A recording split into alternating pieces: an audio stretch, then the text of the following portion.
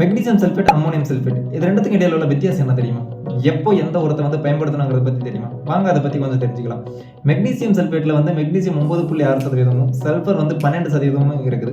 இதனால ஒரு பயிருக்கு நம்ம கொடுக்குறப்போ பயிரினுடைய அந்த இலைகள் வந்து பச்சையம் அதிகமாகும். பச்சையம்ங்கிறது வந்து இப்போ குளோரோஃபில் கண்டென்ட் வந்து அதிகமாகிறதுனால ஒளிச்சேர்க்கையும் நல்லாவே நடக்கும். ஒளிச்சேர்க்கை நல்லா நடந்தாலே செடியினுடைய வளர்ச்சி நல்லாவே இருக்கும்.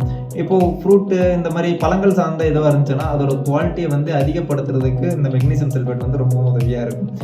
மெக்னீசியம் சல்ஃபேட்டை பொறுத்த வரைக்கும் இப்போ ஒரு செடியில் மஞ்சள் கலரில் இலைகள் எல்லாமே சேஞ்ச் ஆகுது. இப்போது நம்ம மிளகாய், தக்காளி, வாழை இந்த மாதிரி பயிர்கள்லாம் பார்த்தோம் அப்படின்னா ஒரு கட்டத்தில் இலைகள் எல்லாமே மஞ்சள் கலரில் மாறிடும். இது எதனால் ஏற்படுதுன்னா மெக்னீசியம் குறைபாட்டினால ஏற்படலாம். அந்த மாதிரி நேரத்துலலாம் இந்த மெக்னீசியம் சல்ஃபேட் வந்து நம்ம வந்து யூஸ் பண்ணலாம்.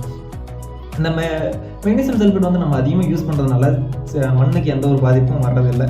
இதுவே அம்மோனியம் சல்ஃபேட் அப்படின்னு நம்ம எடுத்துக்கிட்டோம் அப்படின்னா அம்மோனியம் சல்ஃபேட்டில் நைட்ரஜன் வந்து 21%, சல்ஃபர் வந்து 24% இருக்குது.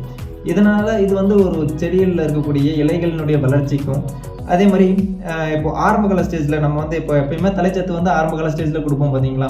நைட்ரஜன் அதிகமாக இருக்கிறதுனால ஆரம்பகால ஸ்டேஜில் பயிரினுடைய வளர்ச்சிக்கு ரொம்பவும் உதவியாக இருக்கும் இந்த அம்மோனியம் சல்ஃபேட். இப்போ கரும்பு, நெல், மக்காச்சோளம் இந்த மாதிரி பயிர்களுக்கு எல்லாமே நம்ம வந்து ஆரம்பகால ஸ்டேஜில் இந்த அம்மோனியம் சல்ஃபேட்டுங்கிறது கொடுப்போம். இதுக்கடுத்து இப்போ இந்த அம்மோனியம் சல்ஃபேட் வந்து அதிகமாக நம்ம கொடுக்குறதுனால என்ன ஆகுது? மண்ணுக்கு வந்து இது வந்து அமிலத்தன்மையை வந்து அதிகப்படுத்துறதுக்கான வாய்ப்பு இருக்குது. ஸோ இது யூஸ் பண்ணுறதுக்கு முன்னால் மண்ணினுடைய தன்மை எப்படி இருக்குங்கிறத செக் பண்ணிவிட்டு அதுக்கப்புறம் யூஸ் பண்ணோம் அப்படின்னா நம்ம இன்னும் எஃபெக்டிவாக அந்த இதை வந்து நம்ம பார்க்கலாம். சரியான நேரத்தில் சரியான உரத்தை வந்து நம்ம கரெக்டாக பயன்படுத்தணும் அப்படின்னா மகசூலை வந்து அதிகப்படுத்தலாம். இது மாதிரி தகவல் எல்லாமே தெரிஞ்சிக்க நம்ம 10 துண்டு மற்றும் யூடியூப் விவசாய சேனலில் ஃபாலோ பண்ணிக்கோங்க.